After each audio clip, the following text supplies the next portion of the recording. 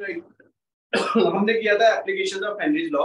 Last class में देखो हमने सॉल्यूशन चैप्टर शुरू किया हुआ है। सॉल्यूशन में हमने क्या पढ़ा, दो चीजों से बनता है मेरा सॉल्यूशन, एक सॉल्यूट होता है और दूसरी चीज क्या होती है भाई बहनों हमारी सॉल्वेंट होती है। दोनों को मिला के हमारा क्या बन जाता है, सॉल्यूशन बन जाता है, राइट।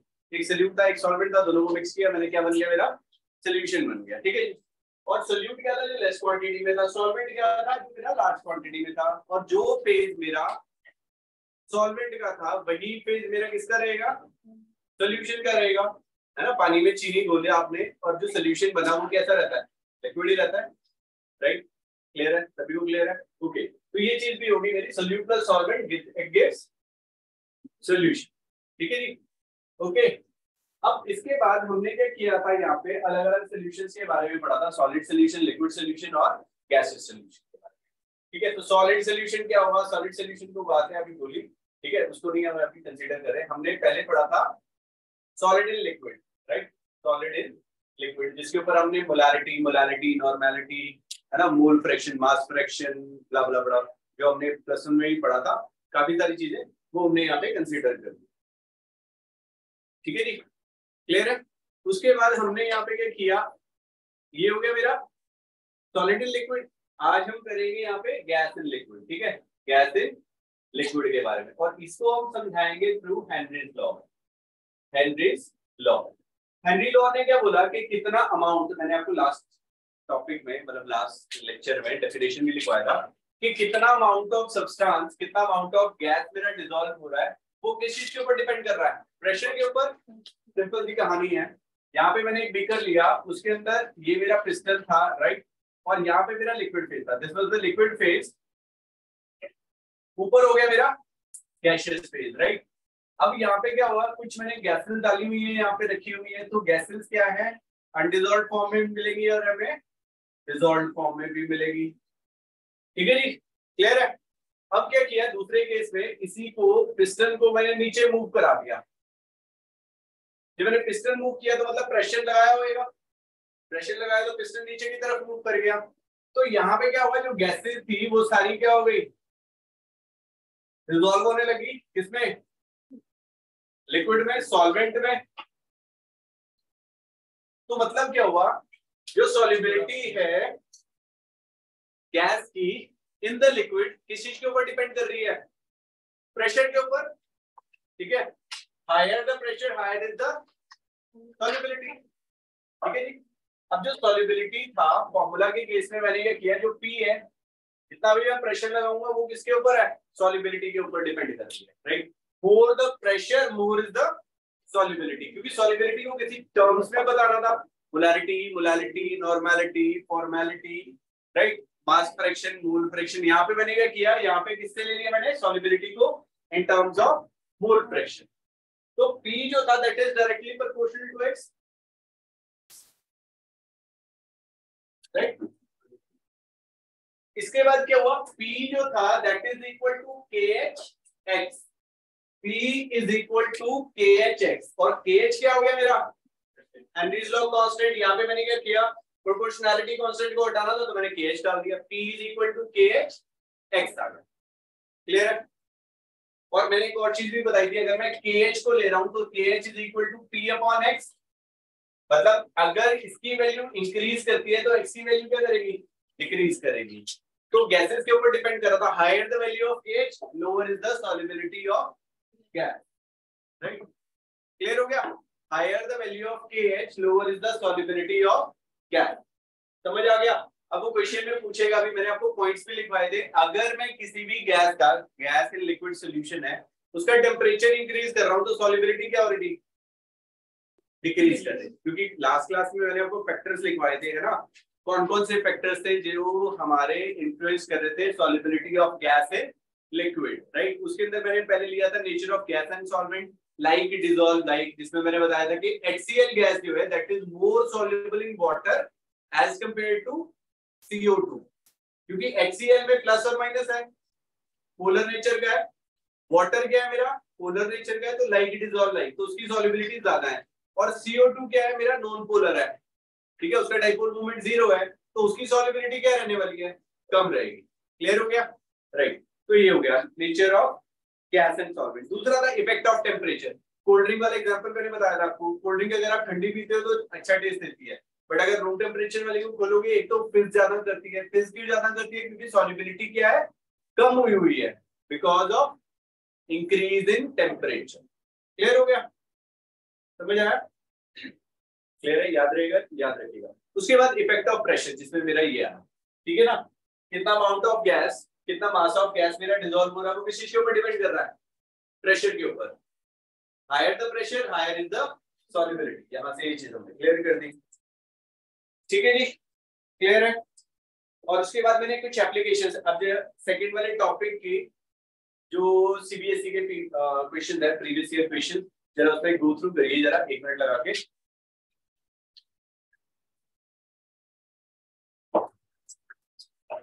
आपको मिल गई सेकंड वाली? ये सेकंड वाली को just go through it.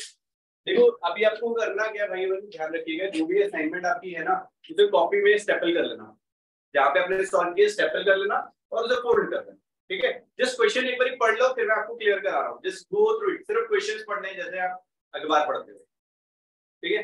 Newspaper कभी कभी पढ़ते हो ना, तो उसकी खबर जो अच्छी लग रही होती है बस वो पढ़नी है, वैसे जस्ट गो थ्रू इट, सिर्फ क्वेश्चंस पढ़ना है, आंसर कुछ नहीं करना।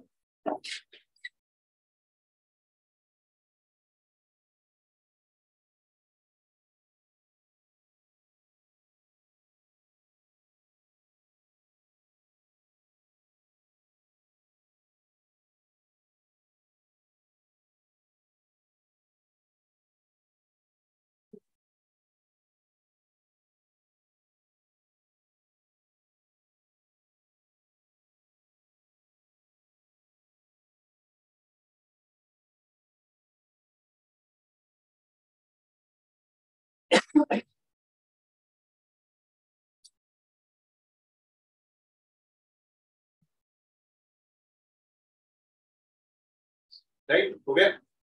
पढ़ लिए? न्यूमेरिकल तो अभी नहीं करना है, बट आपने जो इक्वेशन थे, जो स्टेट हेनरीज लॉ, अभी मैंने आपको डेफिनेशन बता दिया, राइट? तो इसमें क्या हुआ, देखो सेकंड फर्स्ट क्वेश्चन अभी छोड़ते हैं क्योंकि वो न्यूमेरिकल है, वो अभी करा रहा हूं मैं, अभी न्यूमेरिकल 5 मिनट में न्यूमेरिकल भी शुरू करेंगे। स्टेट हेनरीज लॉ, यहाँ पे डेफिनेशन आ गया, हो जाएगा, मतलब 2 बार ही आया है, 2-3 बार ही आया है, तो मतलब ये this is important, definition important है, ठीक है? तो स्टेट हेनरीज लॉ यहाँ पे मैंने आपको डेफिनेशन लिखवा दिया था। सेकंड चीज उसी क्वेश्चन में पूछा है कि why is air diluted to helium in tank used by scuba divers. ये मैंने लास्ट क्लास में बताया था आपको, दोबारा से एक बार ब्रीफ कर रहा हूँ। देखो क्वेश्चन में, क्योंकि मैंने वहां पे एप्लीकेशंस कुछ नोट बना के कुछ चीजें बताई थी आपको, कहाँ पे जरूरत पड़ रही है। अब देखो स्कूबा डाइवर्स क्या होते हैं, जो हाई, जो सपोज करो है ना, अंशुल है, राइट, ये कहता है कि मेरे को स्कूबा डाइवर बनना है, कहता है मेरे को ना खजाना को लेके आना है, मतलब जो सी के डीप में है, राइट? राइट, तो वो क्या करेगा, अपना सूट पहनेगा और चला जाएगा नीचे पानी के अंदर, ठीक है? तो जैसे जैसे नीचे जाते हैं तो क्या होएगा, अब वो एयर, जो हम सिलेंडर लेके जाते हैं क्योंकि एयर तो चाहिए, राइट? तो वो जो सिलेंडर है उसमें यूजुअली क्या होता है, हमारी एयर में क्या है, कंप्रेस्ड एयर लेके जाते हैं, तो कंप्रेस्ड एयर में क्या क्या है हमारे पास, नाइट्रोजन है और ऑक्सीजन है। जैसे जैसे नीचे जाते हैं तो वहां पे क्या हो रहा है, प्रेशर इंक्रीज हो रहा है। अगर प्रेशर इंक्रीज हो रहा है तो सॉल्युबिलिटी क्या करेगी, इंक्रीज होगी। अब हमारे ब्लड में क्या हो रहा है, ऑक्सीजन भी जा रही है और नाइट्रोजन भी जा रही है। अब नाइट्रोजन हालांकि इनर्ट है तो वो कुछ करने वाली नहीं है, बट जैसे जैसे हम नीचे जा रहे थे तो प्रेशर बढ़ता रहा, जो भी ऑक्सीजन थी हमारी बॉडी में गई वो तो सारे बायोलॉजिकल प्रोसेस के लिए यूज हो गई, तो बची जो nitrogen that get absorbed in the tissues, वो टिश्यूज में जाके एब्जॉर्ब हो गई क्योंकि प्रेशर हाई था यार, कहीं तो जाएगी, राइट? अब उसके बाद क्या हुआ, जैसे वो नीचे पहुंच गए, उन्होंने खजाना निकाला और उसके बाद क्या किया, ऊपर आना शुरू किया। जैसे ये ऊपर आ रहे थे क्या हुआ, प्रेशर कम होने लगा। अब जो गैसेस डिसॉल्व थी इनके टिश्यूज में वो क्या करेंगी, बाहर आना शुरू करेंगी। जब वो बाहर आएंगी तो उनके बबल्स बन जाएंगे और वो क्या करेंगे, कैपिलरीज में फंस जाएंगी। अब ले तो हम ऑक्सीजन रहे हैं, बट क्या करेंगी, वो जो ऊपर से हम ऑक्सीजन खींच रहे हैं और इधर से क्या हो रहा है, नाइट्रोजन ऊपर आ रही है, इसकी वजह से क्या होगा, उन्हें सांस लेने में दिक्कत होगी थोड़ी सी, ठीक है? डिकम्प्रेशन सिकनेस बोलते हैं उसे, और वो कैपिलरीज में जाके स्टक कर जाएगी, जिसकी वजह से क्या होगा, इन्हें पेन होना शुरू होगा, ठीक है, उसको हम बोलते हैं डिकम्प्रेशन सिकनेस या बेंड। ठीक है, उस बेंड्स को अवॉइड करने के लिए हम चाहते हैं कि है ना, अब उन्हें पता लगे कि यार पहली बार गया, थोड़ा सा खजाना मिला, बट दर्द भी बहुत हुआ उसके बेचारे को ना, तो वो कहता वहां पे और भी पड़ा था तो मेरे को दोबारा से जाना। तो दूसरे केस में क्या किया इन्होंने, सिलेंडर जो लिया उसके अंदर हीलियम से डाइल्यूट कर दिया। अब हीलियम की जो सॉल्युबिलिटी है इन द ब्लड वो कम है एज कम्पेयर टू नाइट्रोजन। मैंने आपको लिखवाया था कि कितनी परसेंट, मेरी 11.7% हीलियम रहेगा, ठीक है, 58 point something 56 point something nitrogen रहेगा और 32% ऑक्सीजन रहेगी। तो हीलियम की जो सॉल्युबिलिटी है वो कम है इन द ब्लड, इसी वजह से क्या होगा, जो डिकम्प्रेशन सिकनेस है या जो बेंड्स है वो कम होंगे। क्लियर हो गया? तो इतनी बड़ी कहानी है, ये लिख देनी है आपने अपने वर्ड्स में, ठीक है, ये क्वेश्चन आता है। सेकंड क्वेश्चन वहां पे लिखा गया है, state Henry's law, calculate the solubility of CO2 in water at 298 Kelvin under 760 mm Hg। ठीक है जी। अब कोल्ड ड्रिंक्स है, कोल्ड ड्रिंक्स में क्या होता है, जो सॉल्युबिलिटी है, मतलब जो गैस है वो काफी हाई प्रेशर पे उसके अंदर की गई है, तभी क्या हुआ, उसका ढक्कन लग गया।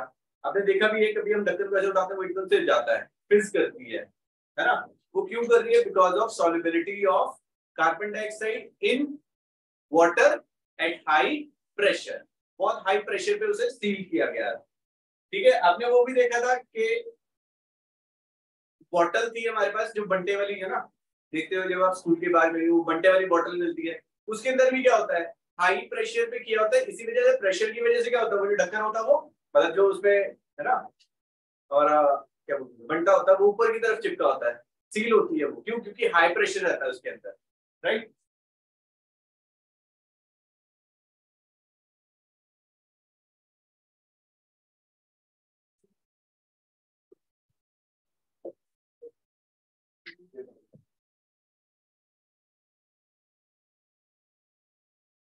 ओके, तो कहाँ पे थे हम लोग,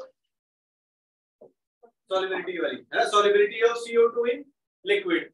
यहाँ पे क्या हुआ, मैंने प्रेशर लगाया, अब देखो सिंपल सी कहानी थी, वो बंटा था वो नीचे था, ऊपर था, अब उसे खोलते हैं तो वो क्या करते हैं, पिछला दबा के एकदम से खोलते हैं तो वो आवाज फिर आती है।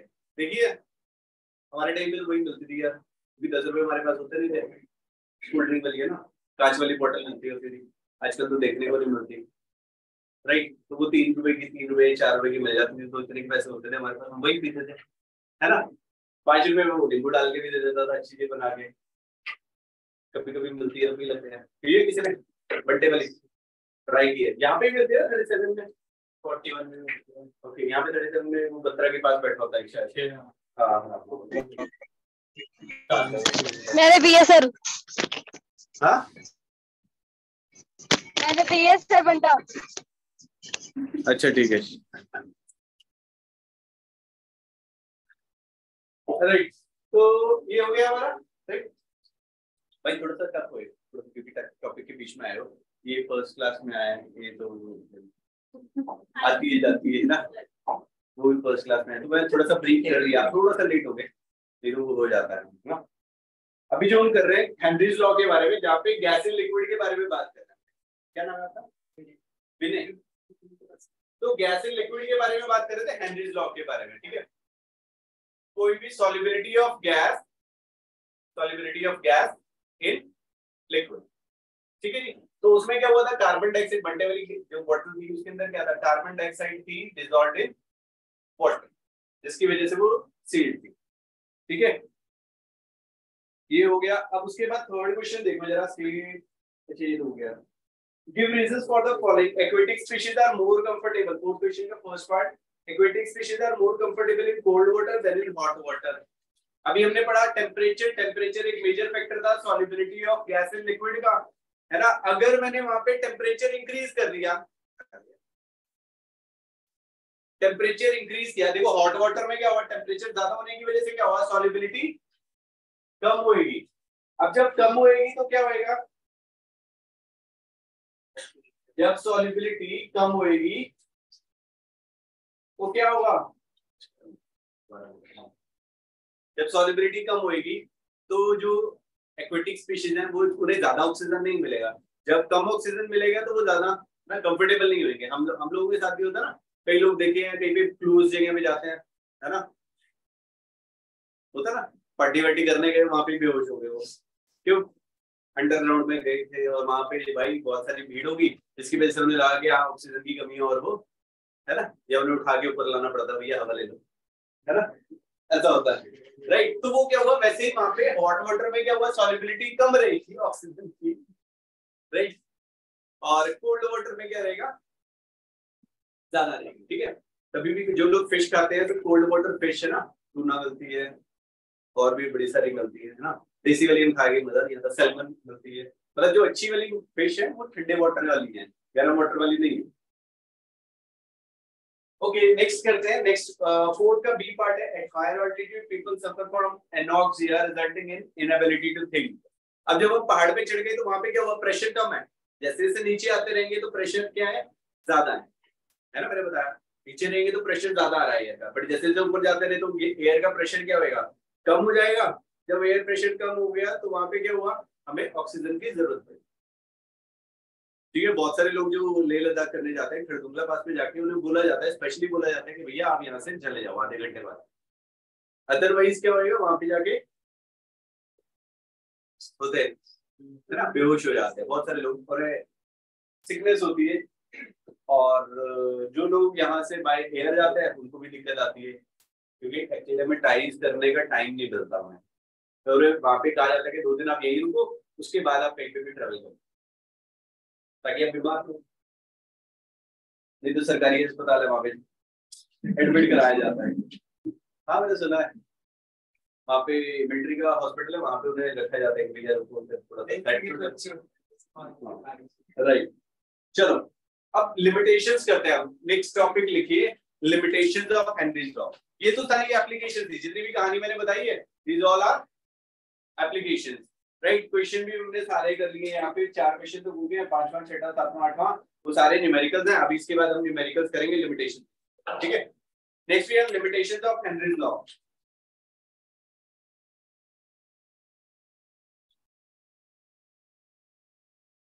राइट। तो फर्स्ट पॉइंट लिखिए, the law is applicable to gases, बाकी बात किसी और को लिखिए,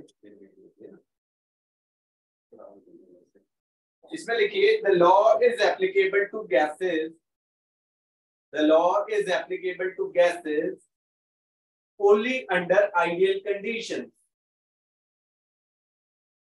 The law is applicable to gases only under ideal conditions, that is under low pressure and high temperature. The law is applicable only for gases only under ideal conditions, only under ideal conditions, that is under low pressure and high temperature.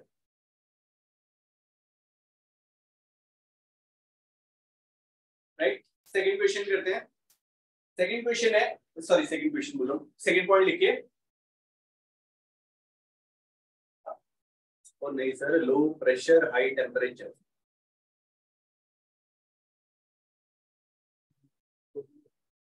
Second point लिखिए, the molecule of the gas should not dissociate, the molecule of the gas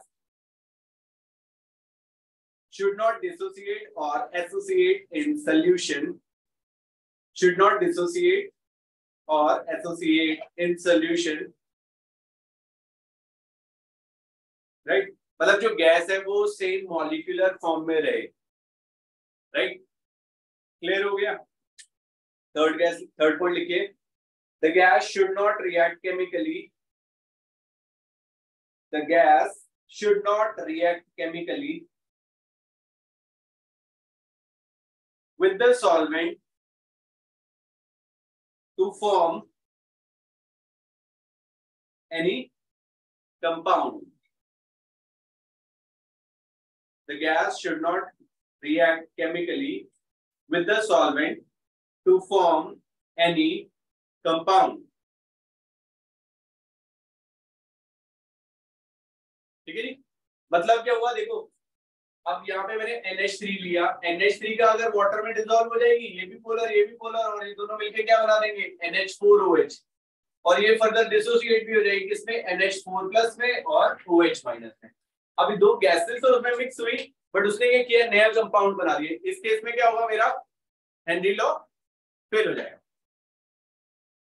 Henry law का पता लगा बेटा, क्या मतलब विनय, समझ में आया? Henry law, gas solubility of gas in liquid, पानी के अंदर हमें गैस को डिसॉल्व करना, बस इतना समझना अभी फिलहाल के लिए, ठीक है?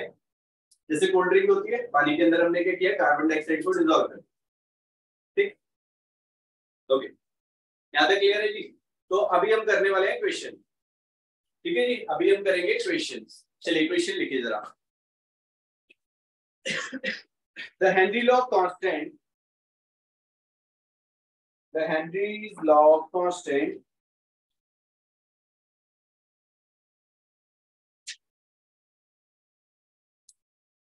for the solubility of nitrogen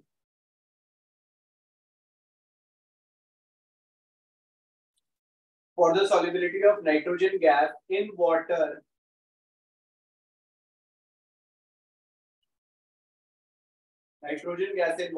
at 298 Kelvin is 1 into 10 raised to power 5 atm.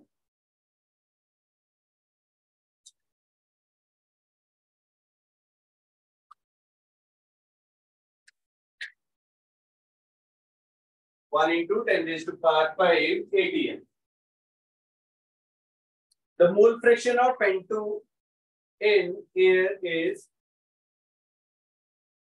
298 Kelvin is 298 Kelvin is 1 into 10 raised to power 5 atm. Minus 5 नहीं है, 5 है atm. The mole fraction of N2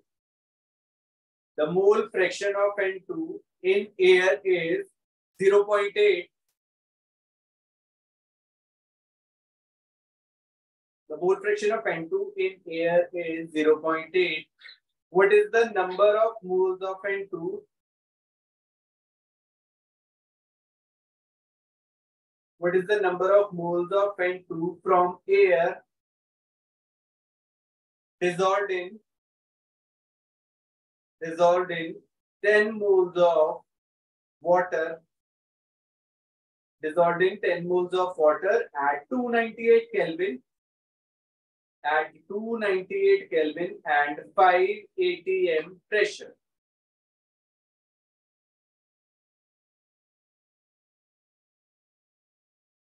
right, clear है? अब देखो इसने बोला है कि 5 atm प्रेशर, राइट? अब इसने क्वेश्चन देखो क्या बोला, इसने बोला कि हेनरी लॉ कांस्टेंट की वैल्यू दे दी इसने, KH की वैल्यू मुझे दे दी कितनी, 1 into 10 raised to power 5 atm, ठीक है? ये KH की वैल्यू होगी मेरी। इसके बाद उसने टेम्परेचर दे दिया, टेम्परेचर से मेरे को कोई लेना देना है नहीं। मोल fraction of N2 in air, air का मोल फ्रैक्शन दिया है, एयर का, नाइट्रोजन का एयर में मोल फ्रैक्शन दिया है, वाटर में नहीं दिया। अगर मैं यहाँ पे बात करूं P is equal to KHX, ये X किसके लिए है, एयर, एयर का नहीं, नाइट्रोजन का है ना? नाइट्रोजन पानी में कितनी डिसॉल्व हुई उसका है मोल फ्रैक्शन। बट इन्होंने क्वेश्चन में क्या बोला कि मोल fraction of N2 in air, water के अंदर नहीं है, एयर के अंदर है उसका मोल फ्रैक्शन। क्लियर हो गया? क्वेश्चन समझ में आ गया? मोल fraction of N2 in water नहीं दिया है, एयर के दिया है। कितना दिया है? 0.8, ठीक है? यूनिटलेस रहेगा ये। अब उसके बाद हमें पता है पार्शियल प्रेशर ऑफ नाइट्रोजन कितना आएगा जी, डाइटल्स लॉ ऑफ पार्शियल प्रेशर पढ़ा था हमने, Pn2 will be equal to mole fraction into P total, ठीक है जी? ये हमने प्लस 1 में पढ़ा था। अच्छा, आप लोगों ने नहीं पढ़ा था स्टेट्स ऑफ मैटर, आप लोग आधे चैप्टर तो खत्म हो गए, ठीक है? तो ये Dalton's law of partial pressure होता है कि partial pressure of one component, मैं आपको बता दूं Dalton's law of partial pressure क्या बोलता है कि P टोटल जो है ना that is equal to P1 plus P2 plus P3 and so on, right? इसका कहने का मतलब क्या है कि मेरे पास जो ओवरऑल एटमॉस्फेरिक प्रेशर है वो किसका है, पार्शियल प्रेशर ऑफ नाइट्रोजन, क्योंकि हमारे एटमॉस्फेयर में नाइट्रोजन है, पार्शियल प्रेशर ऑफ ऑक्सीजन है, partial pressure of carbon dioxide है, मिली 3 गैसेस है। तो हमने उन सबका सम किया तो वो क्या हो गया, पी टोटल हो गया। ठीक है जी। और यहाँ पे अगर मेरे को निकालना है P1 का, सपोज करो P1 that will be equal to mole fraction of 1 into P total. Clear हुआ? ये फॉर्मूला होता है। मैंने यहाँ पे नाइट्रोजन ले लिया, sorry mole fraction of nitrogen ले लिया एंड Pt ले लिया। अब P partial pressure of N2 that will be equal to mole fraction कितना हो गया 0.8, और उन्होंने जो टोटल प्रेशर वहां पे दिया है, क्या दिया है, 5 atm प्रेशर। तो यहाँ पे किसको मल्टीप्लाई कर देंगे तो हमारा P नाइट्रोजन, मतलब नाइट्रोजन की वजह से जो प्रेशर आने वाला है, टोटल प्रेशर मेरा 5 एटमॉस्फेयर है, बट सिर्फ नाइट्रोजन की वजह से प्रेशर कितना आ रहा है मेरा, 4 atm। क्लियर हुआ? ओके, तो ये तो हो गया पार्शियल प्रेशर ऑफ नाइट्रोजन। अब इसके बाद mole fraction of nitrogen that will be, या P is equal to KHX, P is equal to KHX। तो mole fraction of nitrogen that will be equal to P upon KH। ठीक है जी। अब partial pressure of nitrogen कितना है, 4, KH कितनी है value, 1 into 10 raised to power 5, तो ये कितना आ जाएगा, 4 into 10 raised to power minus 5 mole fraction आ गई। This is the mole fraction of nitrogen, right? हाँ जी, क्लियर है?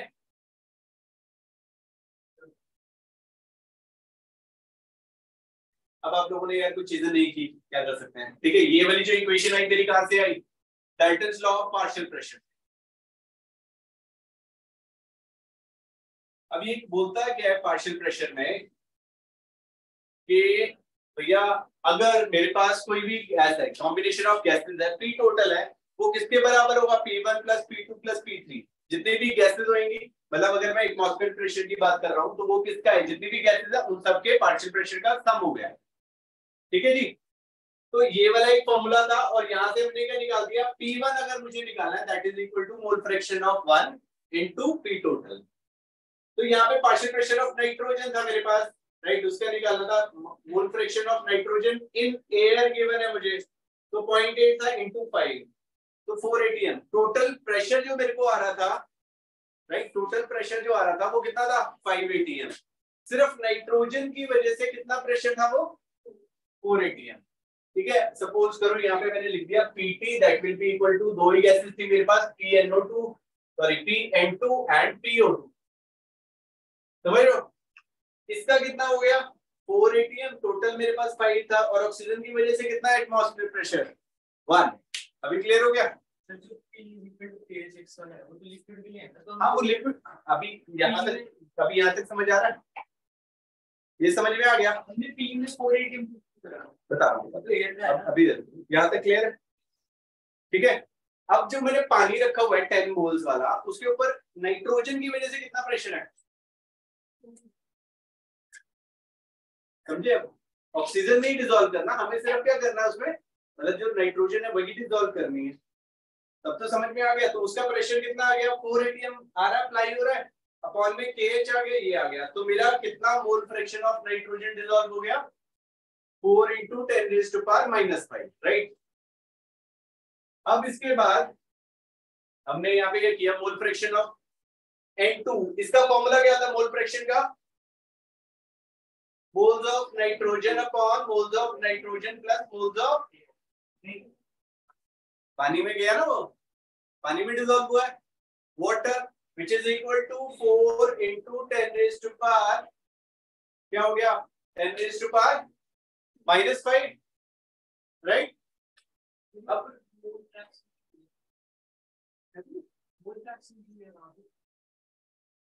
यहाँ पे हमने मोल फ्रैक्शन निकाला, क्वेश्चन पढ़ो उसके अंदर क्या लिखा है, Henry law constant, mole fraction of N2 in air is this, what is the number of moles of nitrogen, ये N है भाई, आपको X लगा, अब ठीक है? ठीक है, moles of nitrogen upon moles of nitrogen plus moles of water, इसको मैं निगलेक्ट कर देता हूं यहाँ पे, 2 moles of nitrogen upon moles of water which is equal to 4 into 10 raised to power minus 5. moles of water मुझे given है, कितने वाटर में मैंने डिसॉल्व किया यहाँ पे 10 moles of water के अंदर, तो moles of nitrogen कितना आ जाएगा 4 into 10 raised to power minus 5 into 10, 4 into 10 raised to power minus 4 moles as compared to water. देखो ना इसकी वैल्यू कितनी है बेटा, बहुत छोटी सी वैल्यू है। तो अगर सपोज करो है ना,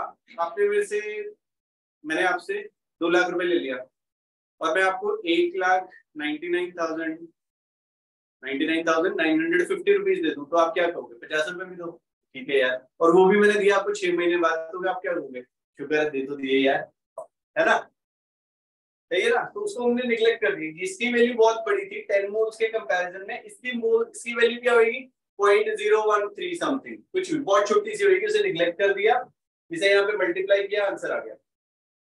और ये IIT 2009 का क्वेश्चन है, ठीक है। उसने कंफ्यूज करने के लिए मोल फ्रैक्शन करा हुआ है। स्कूल में नहीं आएगा ऐसा क्वेश्चन, CBSE में नहीं आएगा, जेईई में आया हुआ क्वेश्चन है ये, ठीक है जी, नोट डाउन कर लीजिए इसे जरा।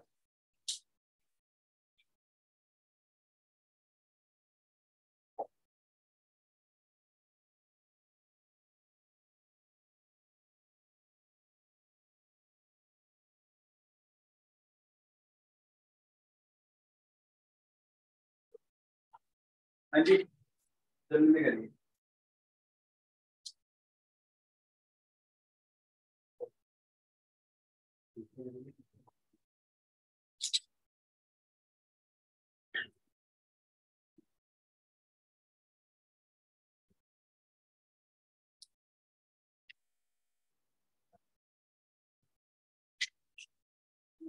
चले जाएंगे, जल्दी करिए, नोट डाउन करिए।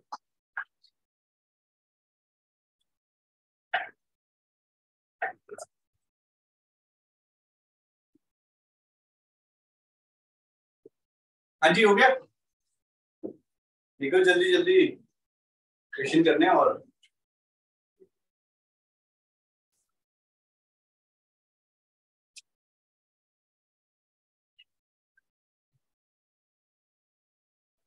लिख लीजिए सर असाइनमेंट करके तो आंसर पूरी लगी है, फिर एक क्वेश्चन ही करा मुझसे। हाँ जी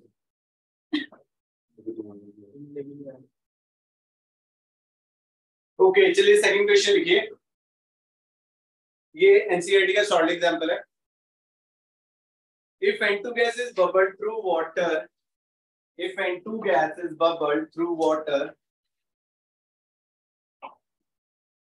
if N2 gas is bubbled through water at 293 Kelvin, at 293 Kelvin, how many millimoles of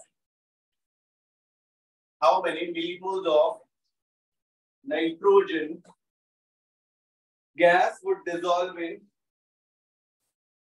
how many millimoles of nitrogen will dissolve in 1 liter of water?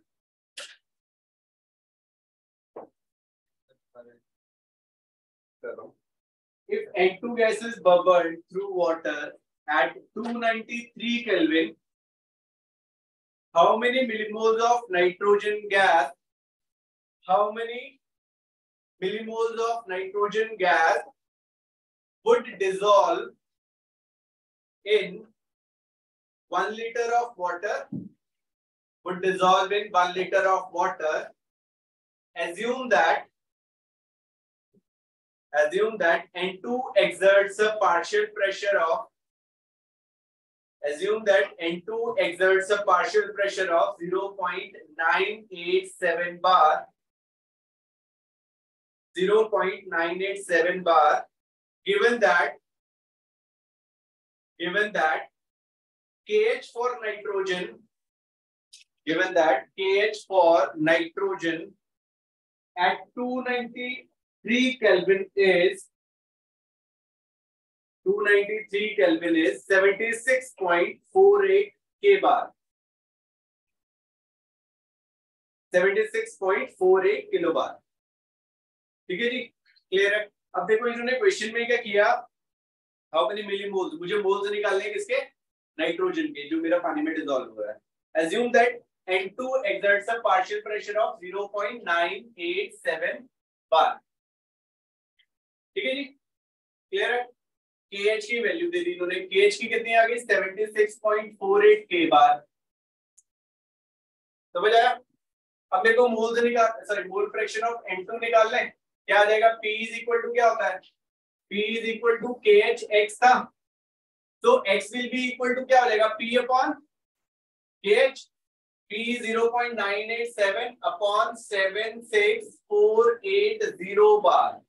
यहाँ पे बार आ गया, दोनों तरफ मैंने क्या किया, बार को बार में कन्वर्ट कर दिया, किलो बार को बार में कन्वर्ट कर दिया, यहाँ से कैंसिल हो जाएगा, इसकी वैल्यू आ जाएगी। इसको सॉल्व करोगे it comes to be 1.29 into 10 raised to power -5। Mole fraction of nitrogen आ गया भैया मेरा 1.29 into 10 raised to power -5। Clear है। अरे कुछ नहीं किया, mole partial pressure of nitrogen given है क्वेश्चन में, KH की वैल्यू गिवन है, उसने बोला मोल मतलब मोल्स ऑफ नाइट्रोजन निकालो, मिलीमोल्स ऑफ नाइट्रोजन निकालो, तो मिलीमोल्स निकालने के लिए मेरे को x चाहिए, x ऑफ N2 क्या होगा, P अपॉन KH। P के यहाँ पे यूनिट 0.987 बार थे, इसके बाद यूनिट से इसकी क्या हो गया, किलो बार, तो इसको मैंने बार में कन्वर्ट कर दिया, 76480 बार से बार कैंसिल हो गया, मोल फ्रैक्शन के यूनिट्स यूनिटलेस होता है, वैल्यू कितनी आ रही है 1.29 into 10 raised to power -5। समझ आ गया। अब मोल फ्रैक्शन का फॉर्मूला क्या था, फिर से वही चीज, मोल fraction of nitrogen is equal two moles of nitrogen upon moles of nitrogen plus moles of water, right. अब उसने क्वेश्चन में बोला कि how many millimoles of water N2 gas would dissolve in 1 litre of water, 1 litre of water.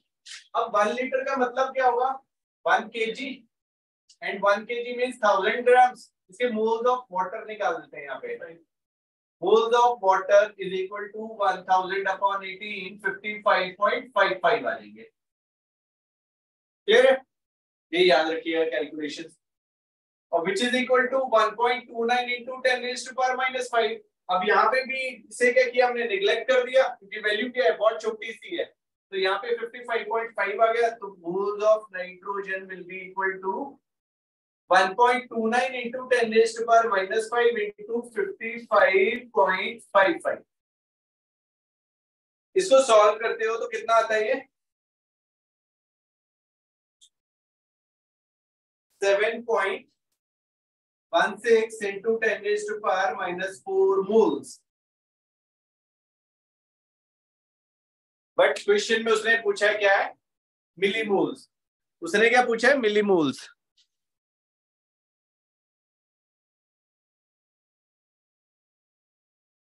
उसने पूछा मेरे से millimoles, तो मिलीमोल्स निकालने के लिए क्या करना पड़ेगा, एक मोल में कितने मिलीमोल होंगे, 1000 मोल्स, 1000 मिलीमोल्स। तो यहाँ पे मेरे पास क्या हुआ, moles of nitrogen that will be equal to 7.16 into 10 raised to power -4 into 10 raised to power 3, है ना। एक मोल में कितने हैं, तो ये मिलीमोल हो गया। अभी इसे करोगे तो कितना आएगा, 7.16 into 10 raised to power -1, 0.716 millimole. ये हमारा एनसीईआरटी का क्वेश्चन, सॉल्व एग्जाम, ऐसे से क्वेश्चन आने वाले हैं, टफ नहीं है, पहले वाले की तरह नहीं है। अभी और भी क्वेश्चंस करेंगे तो सिंपल से क्वेश्चन आते हैं, एक ही फॉर्मूला P = KHX करता हूं, इससे बाहर कुछ भी नहीं आएगा। ठीक है जी, सब क्लियर है, हाँ जी क्लियर है। न्यूमेरिकल समझ लो, थ्योरी कोई मुश्किल नहीं है, थ्योरी तो वो थोड़ी सी मुट्ठी भर की थ्योरी है, न्यूमेरिकल पे काम करना मैं।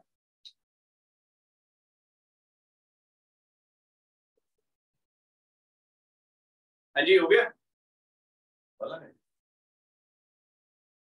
बोला, चले जी आगे।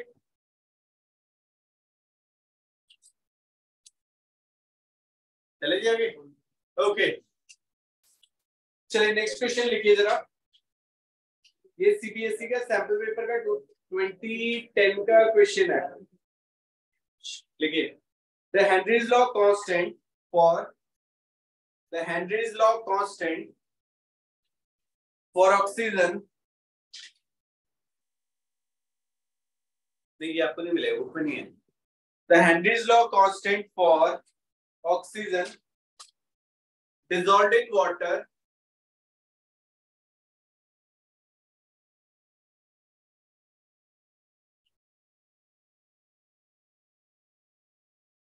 the Henry's law constant for oxygen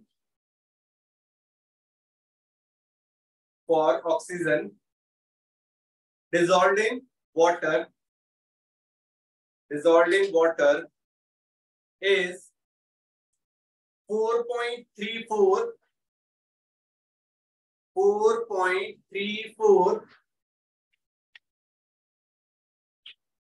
into 10 raised to power 4 into 10 raised to power 4 atm at 25 degrees C if partial pressure of oxygen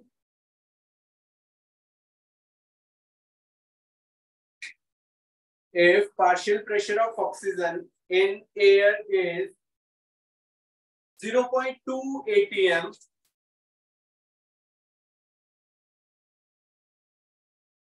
under ordinary atmospheric conditions,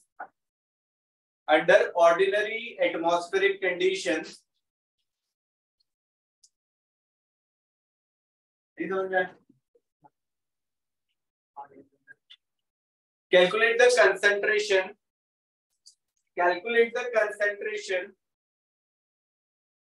in moles per liter of dissolved oxygen in water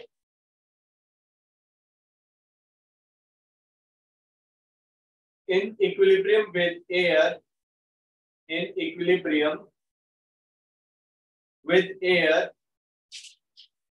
at 25 degrees C।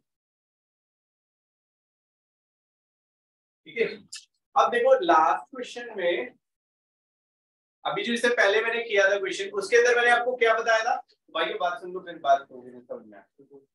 Last class इससे पहले वाले जो question है, इससे पहले वाले question में जब मैंने आईआईटी वाला क्वेश्चन कराया था, उसके अंदर क्या था कि मोल फ्रैक्शन दिया हुआ था एयर में, इसका भी मोल फ्रैक्शन दिया हुआ है एयर में। उस टाइम पे टोटल प्रेशर कितना था मेरा 5 atm। यहाँ पे इसने क्या बोला, under ordinary atmospheric conditions, right. तो 0.2 ही हमारा पार्शियल प्रेशर रहेगा किसका, ऑक्सीजन। क्लियर हुआ। पहले वाले क्वेश्चन में क्या था 0.8 है ना, 0.8 मोल fraction of nitrogen in air is 0.8, but उस टाइम पे टोटल प्रेशर हमारा कितना था वहां पे अप्लाइड 5 atm। तो मेरे को निकालना पड़ा था कि नाइट्रोजन का पार्शियल प्रेशर कितना है, ठीक है ना, हमने 4 atm करके निकाला था। इस क्वेश्चन में यहाँ पे देखो उन्होंने बोला if partial pressure of oxygen in air is 0.2, वही कहानी बात कर रहा है, अंडर ऑर्डिनरी एटमॉस्फेरिक कंडीशन। अब ऑर्डिनरी एटमॉस्फेरिक कंडीशन है, यहाँ पे प्रेशर कितना है हमारा, जो हमारा एयर का आ रहा है कितना है 1 atm या 1 बार जो भी आप ले रहे हो, क्लियर है। तो इसमें मुझे मल्टीप्लाई करने की जरूरत नहीं पड़ने वाली, क्योंकि ऑक्सीजन का 1 बार में कितना है 0.2 atm, ठीक है। तो इसमें हमें करने की कोई जरूरत नहीं। तो प्रेशर मुझे गिवन है यहाँ पे कितना 0. मोल फ्रैक्शन गिवन है, पार्शियल प्रेशर निकालेंगे हम, KH की वैल्यू गिवन है हमें।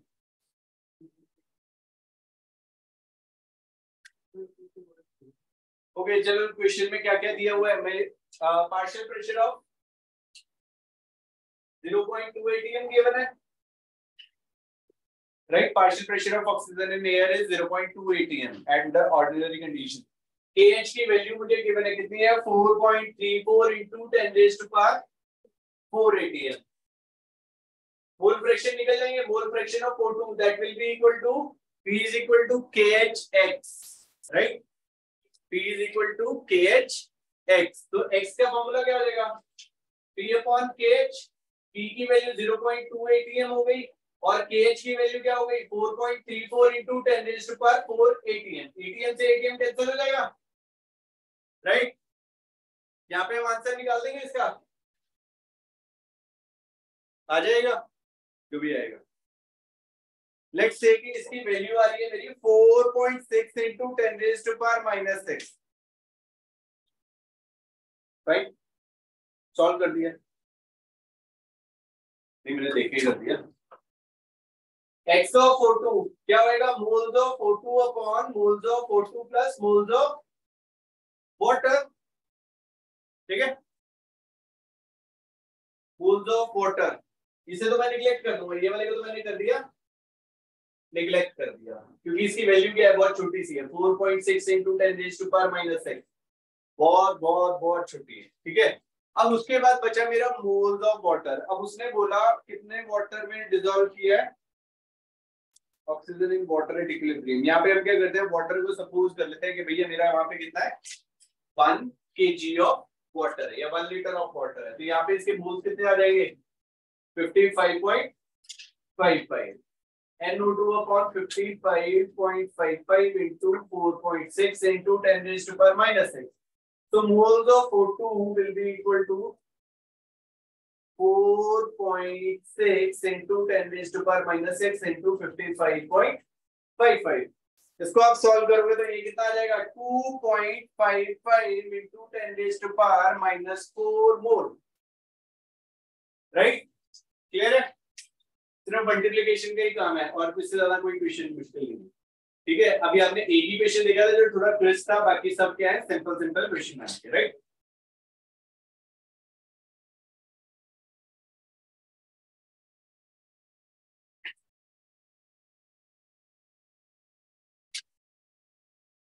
चलिए क्वेश्चन आगे करें, जल्दी लिखो।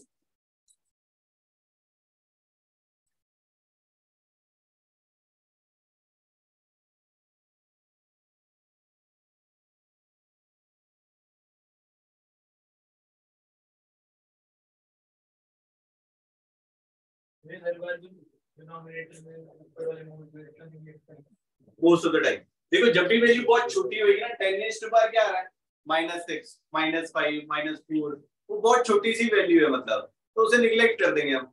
वही बोला ना 2 लाख रुपए दो ले लेना वापस, है ना। आप तो अपने 6 महीने में दे दूंगा, नहीं तो किस्तें मान लेंगे 200 रुपए के महीने के हिसाब से, है 200 रुपए के हिसाब से किस्तें मान लेंगे। वैसे भी आप लोगों ने बोला था ना 1% वाला, बस 1% ही चाहिए, सपोज करो 1%, यहाँ पे 10 बच्चे बैठे हैं, है ना, और सबकी 1 लाख सैलरी है ना, मेरे को तो 1% चाहिए, कितना हो गया 1000 हो गया, 10,000 तो बन गया, सही है। बस इस सोचो सारे बैचेस को मिला लिए जाए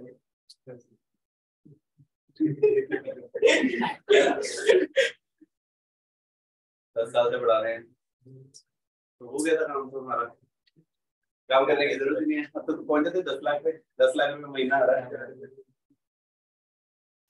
क्या कह रहे हो, अच्छा है ना। चलिए नेक्स्ट क्वेश्चन लिखिए, अभी मैंने देखा था ये गलत बात है, चलिए लिखिए नेक्स्ट क्वेश्चन लिखिए। अब वैसे ही क्वेश्चन आएंगे, मुश्किल क्वेश्चन नहीं है। What is the ratio of the solubilities? What is the ratio of the solubilities of nitrogen and O2, N2 and O2 in water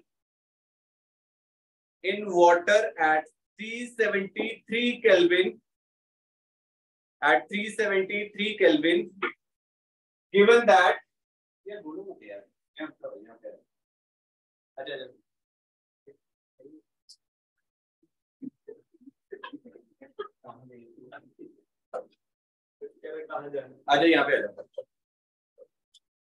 अच्छा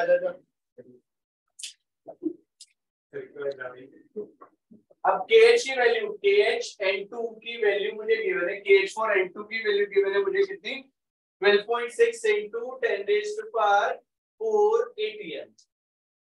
ठीक है, KH की O2 की N2 की value they the, KH of O2 दे दिया, KH of O2 gas, this will be equal to 7.01 into 10 raised to power 4, 7.01 into 10 raised to power 4 atm, right? KH दो KH की value they the, assume that partial pressure of N2, partial pressure of N2 कितना दिया हुआ है 0.8 atm and partial pressure of O2 this is 0.2 atm। हमें ratio निकालना है, what is the ratio of solubilities। अब solubility को मैंने किसकी टर्म्स में बताया था, मोल फ्रैक्शन की टर्म्स में, तो मेरे को क्या निकालना है, मोल fraction of nitrogen upon mole fraction of O2, that's it. ठीक है, चलिए निकालिए जरा क्वेश्चन पढ़ रहे भाई, दिखाई नहीं है अरे कैसे की बात कर रहे हैं, महाभारत में सीता जी कौन थे, सवाल हो गया ना, सवाल का सवाल हो गया, ये निकाला है भाई,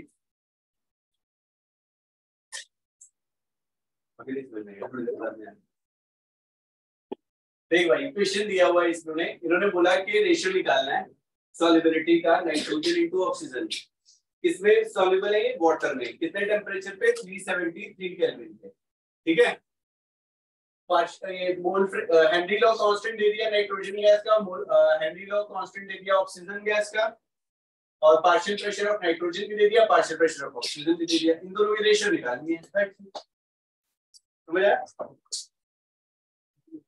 हाँ, मुश्किल तो कराया नहीं आना भाई, P equal to KHX, वही एक ही फॉर्मूला है भाई, P is equal to KHX, दूसरा कोई फॉर्मूला है ही नहीं, सब में यही लगाना है।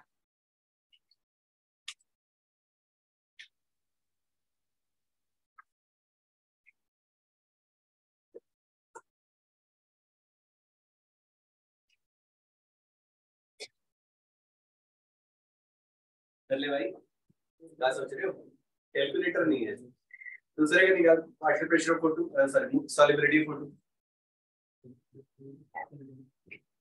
चलिए x ऑफ N2 निकालते हैं, यहाँ पे क्या आएगा, अब x निकालना है तो P अपॉन KH आ जाएगा, तो P of nitrogen upon KH of nitrogen into partial pressure of oxygen into KH of O2, that's it. यहाँ पे वैल्यूज पुट करते हैं, partial pressure of nitrogen 0.8 upon 12.6 into 10 raised to power 4 into partial pressure 0.2 into 7.01 into 10 raised to power 4।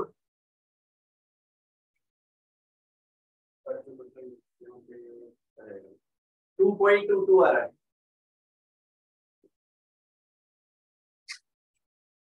आ गया answer.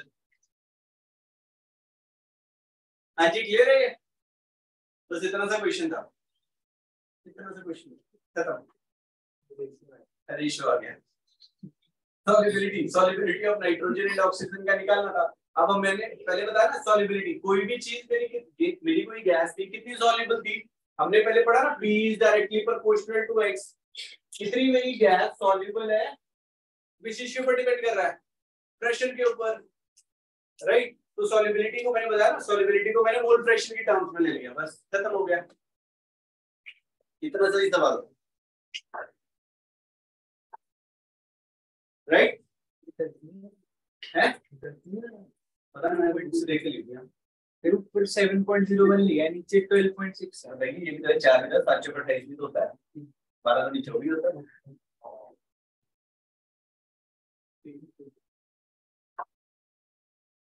कहाँ खोया भाई, चले जी आगे, नेक्स्ट क्वेश्चन।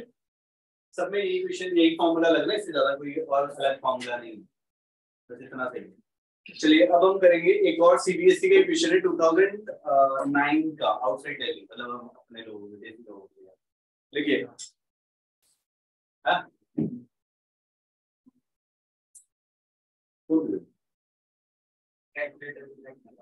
सही है ना, मेरे को भरोसा नहीं है यार, क्या है चलिए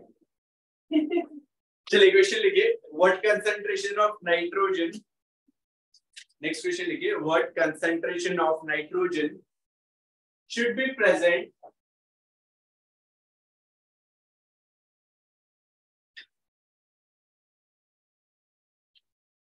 what concentration of nitrogen should be present in a glass of water,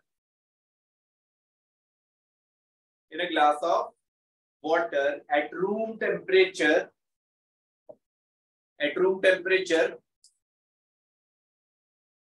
assume a temperature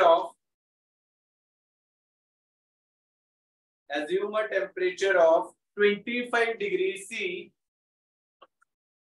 assume a temperature of 25 degrees C, a total pressure of 1 atmosphere,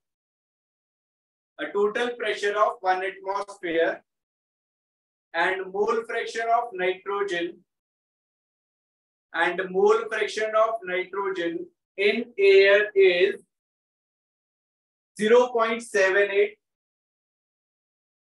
and mole fraction of nitrogen in air is 0.78 kH for nitrogen equal to, kH का value nitrogen के लिए, kH for nitrogen 8.42 into 10 raised to power -7, 10 raised to power -7 molar पर mm Hg। एक खेल गया आपके साथ,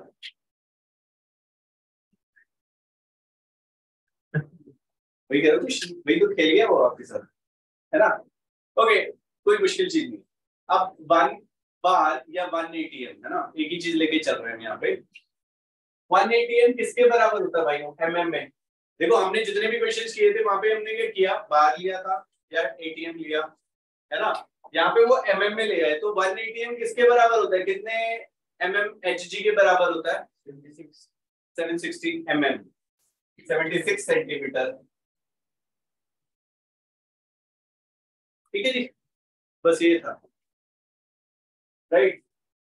mole fraction उसने दे दिया, सिर्फ इस क्वेश्चन में उसने करना क्या है, सिर्फ कन्वर्जन फैक्टर यूज करना है। 1 ATM की जगह हमें क्या ले लेना है, 760 mm ऑफ Hg, क्योंकि देखो जब हम मल्टीप्लाई करेंगे P is equal to P और KH के यूनिट्स क्या होने चाहिए, हमारे सेम होने चाहिए, तभी वो कट जाएंगे। और मोल फ्रैक्शन क्या होता है, यूनिट लेस होता है, ठीक है। क्योंकि मोल फ्रैक्शन में देखो सिंपल सी कहानी थी, x is equal to Na/Na plus Nb होता है। ये मोल्स हो गए, ये भी मोल्स हो गए, तो मोल से मोल कैंसिल हो गया, बचा क्या x का कोई मोल मतलब x से यूनिट लेस है, राइट। तो मुझे भी यहाँ पे क्या करना है, P is equal to KHX था, राइट। x निकालना है, तो x में क्या होगा, P के यूनिट्स भी mmHg में होने चाहिए और KH के यूनिट्स उन्होंने mmHg में दे दिए, तो ताकि ये चीजें जो है हमारी कैंसिल आउट हो जाए, राइट। बस इतना सा ट्विस्ट है इस क्वेश्चन में और कुछ नहीं है। वो आपको बता रखे कि 1 ATM इज इक्वल टू किसके बराबर होएगा, 760 mm Hg के बराबर होएगा। क्लियर है, चलो अब देखो निकालना है पार्शियल प्रेशर ऑफ N2, क्या होएगा वो KH into X। KH की वैल्यू मैंने गिवन है, कितनी वैल्यू गिवन है KH की, 8.42 into 10 raised to power -7 into x, x की वैल्यू कितनी गिवन है हमें, 0.78।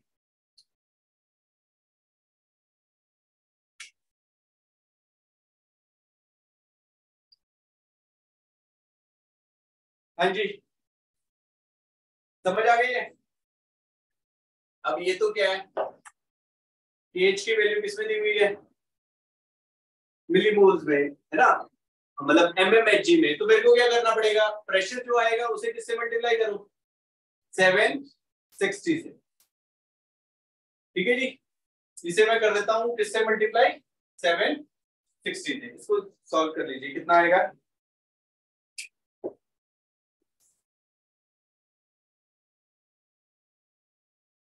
तरीके से किया। हाँ जी, सॉल्व करिए जरा, कितना आ रहा है, हाँ तो उसमें टोटल प्रेशर की तो बनी है ना, चेंज थोड़ी होगा।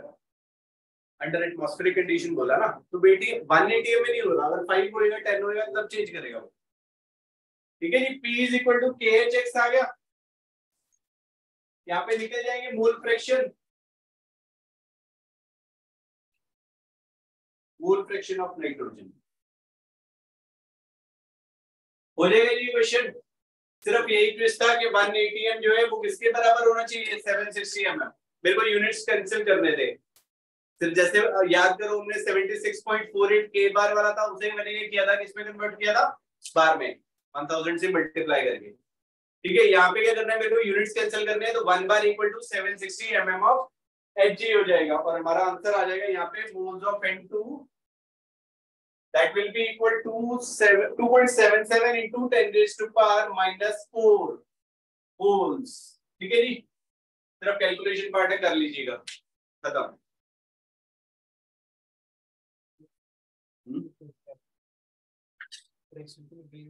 हाँ मोल्स निकालना ना,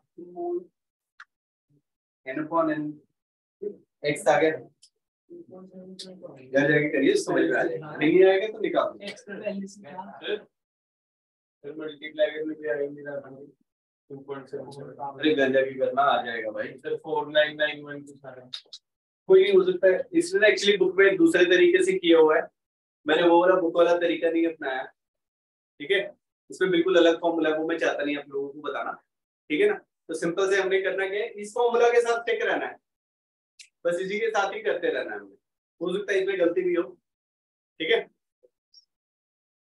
तो करने का तरीका जो मैंने आपको बताया है कि सिर्फ कन्वर्जन फैक्टर है इसमें जो यूज होना है, और कुछ यूज नहीं होना। ठीक है जी,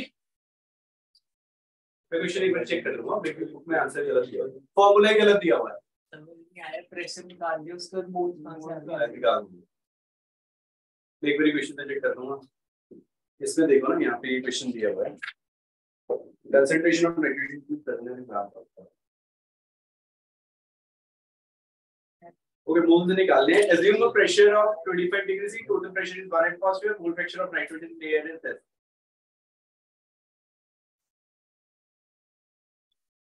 P is equal to KHX, partial pressure of nitrogen दिया हुआ है मुझे, कितना दिया हुआ है, ओके रुको जरा, X will be equal to क्या आ जाएगा, P of N2 upon KH आ जाएगा, ये आ जाएगा 0.78 into 760 अपॉन में क्या आ जाएगा, KH की वैल्यू कितनी गिवन है, 8 माइनस 7, यहाँ पे भी mmHg आ गया, यहाँ पे भी mmHg आ गया, तो दोनों के कैंसिल हो जाएंगे, मोल फ्रैक्शन आ जाएगा, मोल फ्रैक्शन ऑफ नाइट्रोजन आ गया, किस चीज में डिसॉल्व किया हमने, वाटर के अंदर। ठीक है जी, वाटर का ग्लास है, तो नाइट्रोजन को हम वहां पे निगलेक्ट कर दे रहे हैं, और ग्लास ऑफ वाटर लेंगे, अभी से उसमें कुछ उसने बताया नहीं कितनी अमाउंट लेंगे, तो हम उसे क्या करेंगे, 1 लीटर ही ले लेंगे। ठीक है, 1 लीटर ऑफ वाटर रहेगा, नंबर ऑफ मोल्स क्या आ जाएंगे मेरे 55.55। ठीक है जी, कितना आ जाएगा 55.55, मोल फ्रैक्शन ये आ गया 2 नहीं, ये वाला हटाओ, जो भी इसको सॉल्व करके आएगा that will be equal two moles of N2 upon moles of N2 plus moles of water. इसको सॉल्व करके जो भी आंसर आएगा भैया तो देख लेना, और मोल्स ऑफ N2 निकल जाएंगे, that will be equal to 0.78 into 760 upon 8.42 into 10 raised to power minus 7 into 55.55। कर रहा है सॉल्व, क्या आ रहा है,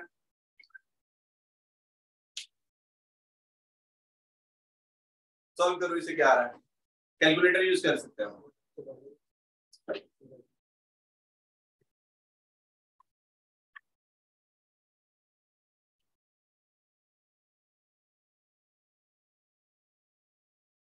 आगे जी आंसर, मैं कैलकुलेटर का यूज कर लो, वो मैं कहां देख रहा हूं,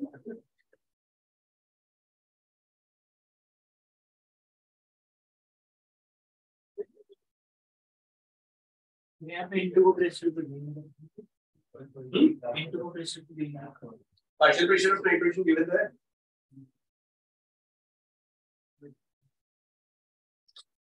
अच्छा sorry sorry sorry sorry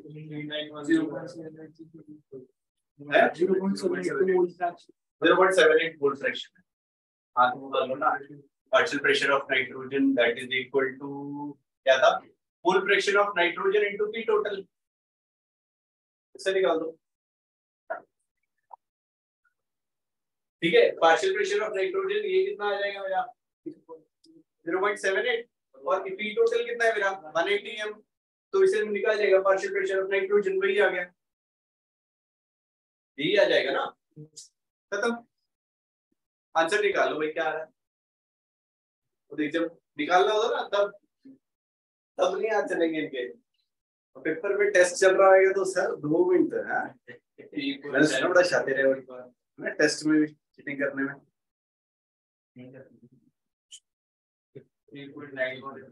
cheating तो करने में होता है वो क्या होता है कितना आ रहा answer 3.91 into 10 raised to power -9 +9 कितने मोल्स आंसर गलत है। ऑब्वियसली यार इतना बड़ा थोड़ी आंसर आएगा गलत है। क्वेश्चन में चेक कर लेता हूँ फिर इसके बाद करता हूँ ठीक है। फिर यहाँ पे जो इसकी वो दे रखी थी मोल फ्रैक्शन दे रखी थी एयर में।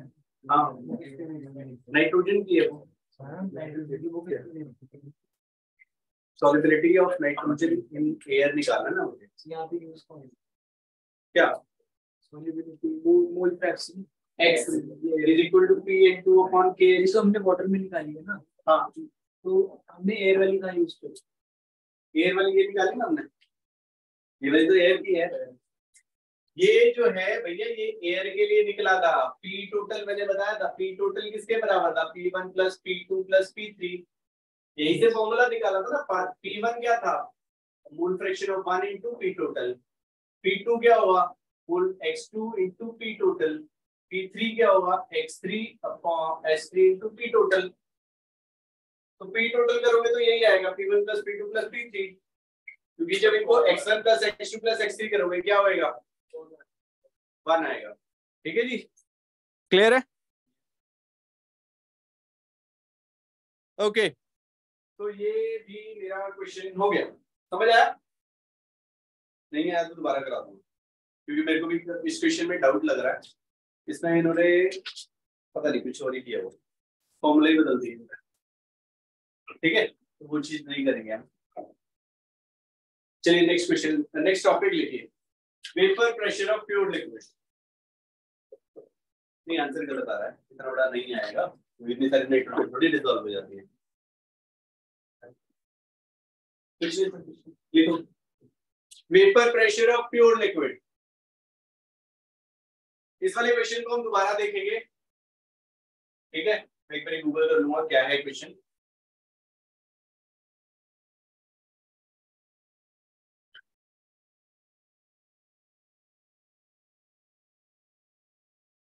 Vapour pressure of pure liquid vapour pressure of pure liquid. अब वेपर प्रेशर का मतलब क्या हुआ सपोज करो यहाँ पे क्या है मेरे पास लिक्विड फेज था यहाँ पे मैंने क्या किया ढक्कन रख दिया। यहाँ पे क्या हुआ वाटर जो है वो किस में कन्वर्ट होना शुरू हो जाएगा वेपर्स में। अब ये जो वेपर्स हैं इक्विलिब्रियम में आ जाएंगे थोड़ी देर में। ये जितने पार्टिकल्स मेरे यहाँ से बाहर निकल रहे हैं बाहर से वो अंदर जा रहे हैं। अब जो भी वेपर्स हैं वो कितना प्रेशर लगा रहे हैं ओवर द लिक्विड फेज उसे हम बोलते हैं वेपर प्रेशर।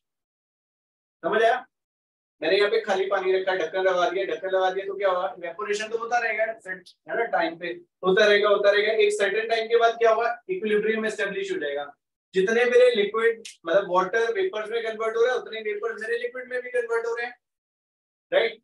अब इसके बाद क्या करेंगे हम इक्विलिब्रियम एस्टेब्लिश हो गया। यहाँ पे जो लिक्विड जो वेपर्स थे जो प्रेशर अप्लाई कर रहे हैं ओवर द लिक्विड फेज उसे हम बोलते हैं vapour pressure. Pressure applied by vapors over the liquid phase that is known as vapor pressure। समझ आ गया देखो बेटा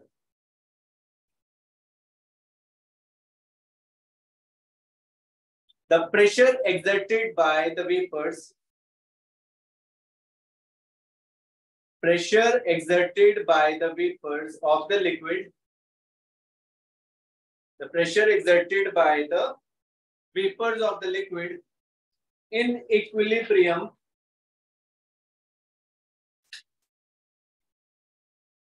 vapors of liquid in equilibrium with liquid at a given temperature.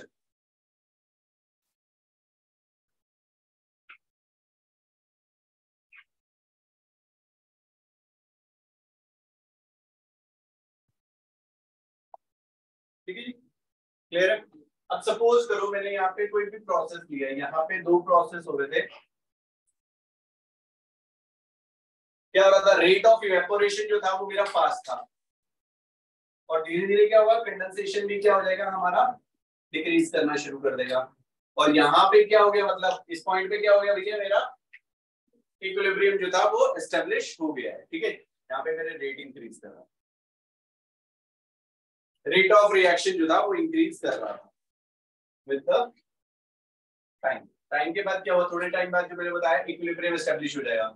और इस रेट में क्या हुआ, जो इवेपोरेशन था और कंडेंसेशन था दोनों सेम रेट पे हो रहे थे, और यहाँ पे जो वेपर थे उन्होंने कितना प्रेशर लगाया ओवर द लिक्विड फेज, उसे हमने क्या बोल दिया, vapour pressure of pure liquid. ठीक है जी, क्लियर है।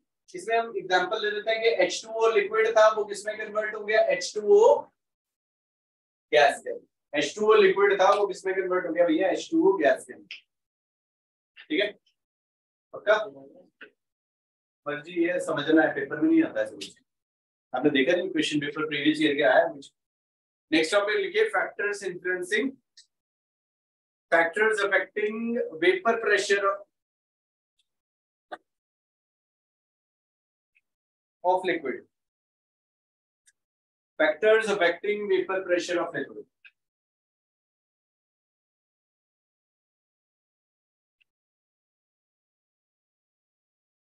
Factors affecting vapor pressure of liquid.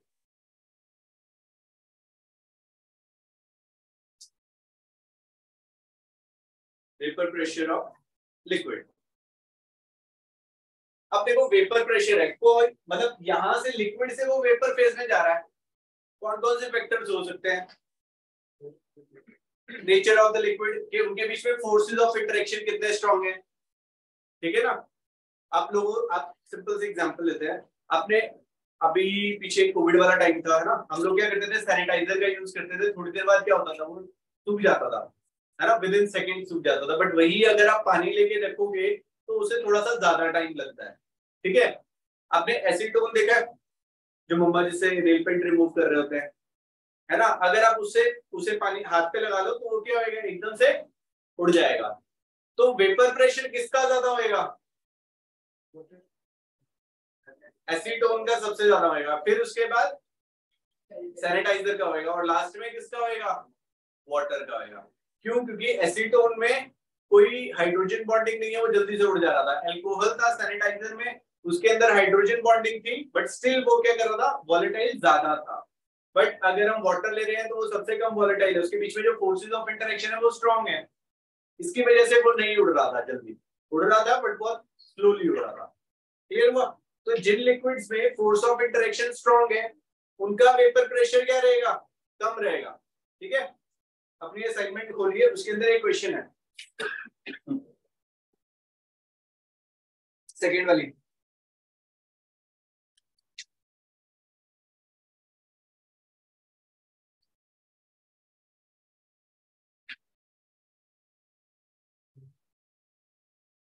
हाँ, sixth question, identify which liquid will have the higher vapor pressure at 90 degrees C. Boiling point of two liquid A and B are 140 and 180 degrees C. Right, तो 140 वाला जल्दी उड़ जा रहा है, 180 वाला कम उड़ेगा, तो वेपर प्रेशर किसका ज्यादा होएगा, ए वाले का। ठीक है जी, आंसर मिल गया आपको, क्लियर है। वो किस चीज के ऊपर डिपेंड कर रहा है, उनके फोर्सेस ऑफ इंटरेक्शन के ऊपर। अब बॉइलिंग पॉइंट किसका ज्यादा होता है, सॉरी बॉइलिंग पॉइंट किस चीज के ऊपर डिपेंड करता है, जब एटमॉस्फेरिक प्रेशर, जब vapour pressure of liquid atmospheric pressure के बराबर हो जाएगा तो चीज बॉइल कर जाएगी।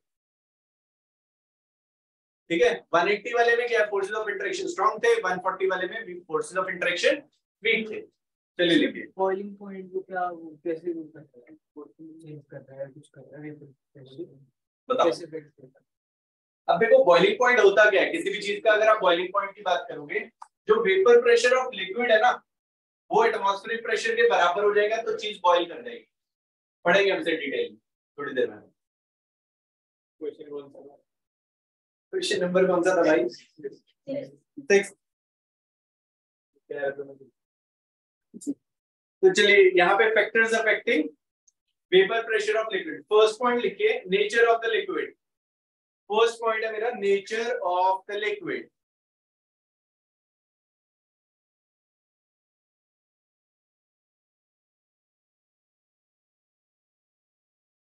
The vapor pressure of liquid is linked with, चलो जल्दी मैं बताता हूँ वेगे लिखने में। The vapor pressure of a liquid is linked with its nature. The vapor pressure of liquid is linked with its nature.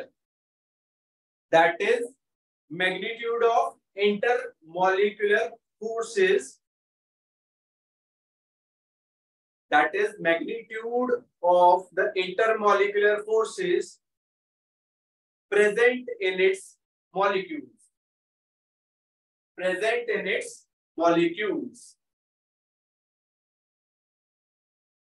When these forces are weak, when these forces are weak, the molecules will readily change. The molecules will readily change into vapors. Molecules will readily change into vapors, and the equilibrium vapor pressure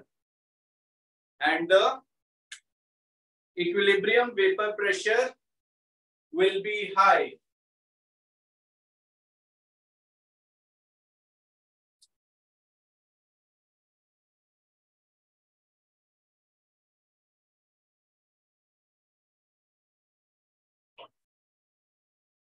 यहाँ पे हमने क्या किया, diethyl ether ले लिया। अब diethyl ether के बीच में क्या होते हैं, हाइड्रोकार्बन है, कोई फोर्सेस ऑफ इंटरेक्शन नहीं होते, सिर्फ van der Waals forces of interaction थे, तो वो सबसे जल्दी क्या हुआ, उड़ने लगे। उसके बाद एसीटोन था, एसीटोन के अंदर क्या होता है, डाइपोल डाइपोल इंटरेक्शन होती है। उसके बाद क्या हो गया, इथाइल अल्कोहल, यहाँ पे क्या हो गया हमारा हाइड्रोजन बॉन्ड था, और वाटर के अंदर और ज्यादा स्ट्रॉन्ग हाइड्रोजन बॉन्ड था, राइट। तो डाइथाइल ईथर के बीच में फोर्सेस ऑफ इंटरेक्शन वीक थे, जिसकी वजह से क्या हुआ, वो जल्दी से उड़ गया। क्या हुआ, उड़ गया। एसीटोन फोर्सेस ऑफ इंटरेक्शन थोड़े से स्ट्रॉन्ग हुए, यहाँ पे और स्ट्रॉन्ग हुए, वाटर में सबसे स्ट्रॉन्ग थे, तो इसी वजह से उसका जो वेपर प्रेशर है वो क्या है, सबसे कम रहने वाला है। ठीक है जी, क्लियर है। तो चलिए सेकंड पॉइंट लिखिए। Second point is temperature of the liquid.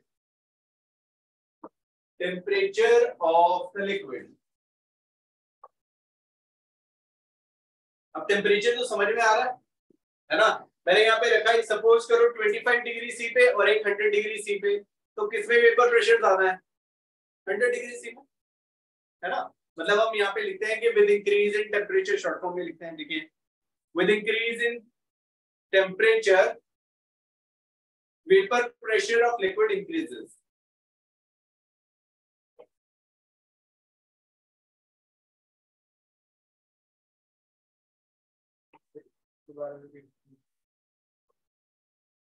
With increase in temperature, vapor pressure of liquid increases. और जो रिलेशन है effect of temperature, next time भी लिखिए, effect of temperature on the vapour pressure of a liquid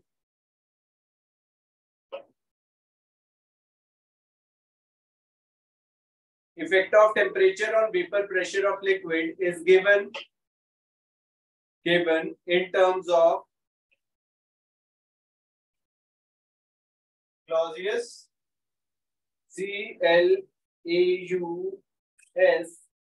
Clausius Clapeyron equation.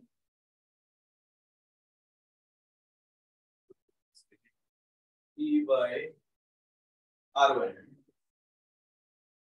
ठीक है, effect of temperature on vapour pressure is given in terms of Clausius Clapeyron equation. ठीक है जी, इस equation को हम यहाँ पे लिख लेते हैं, log P2/P1 is equal to enthalpy of vaporization upon 2.303 R T2 minus T1 upon T1 T2, right? ये आ जाएगा।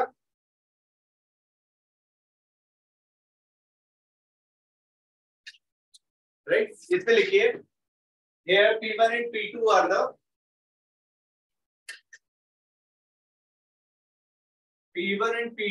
the vapor pressure of liquid at temperature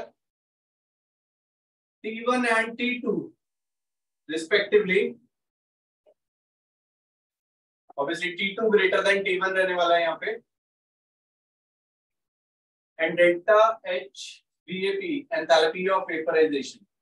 क्या होता था भाइयों enthalpy of vaporization? हाँ जी, enthalpy of vaporization क्या होता है? हाँ, 1 mole of liquid to vapors, that is enthalpy of vaporization। ठीक है जी, क्लियर है? ये लिख लीजिएगा।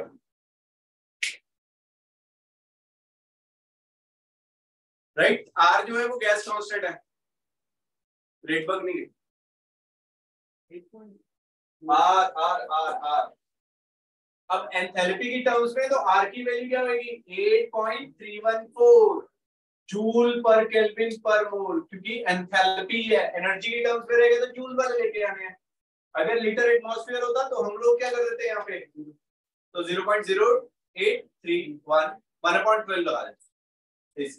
ठीक है जी, क्लियर है? तो आज के लिए इतना ही कर रहे हैं हम लोग। नेक्स्ट क्लास में हम थोड़े से असाइनमेंट के क्वेश्चन भी देखेंगे, ठीक है, जो आपके असाइनमेंट के क्वेश्चन है, और नेक्स्ट हम यहाँ पे थोड़ा सा थ्योरेटिकल भी रहेगा।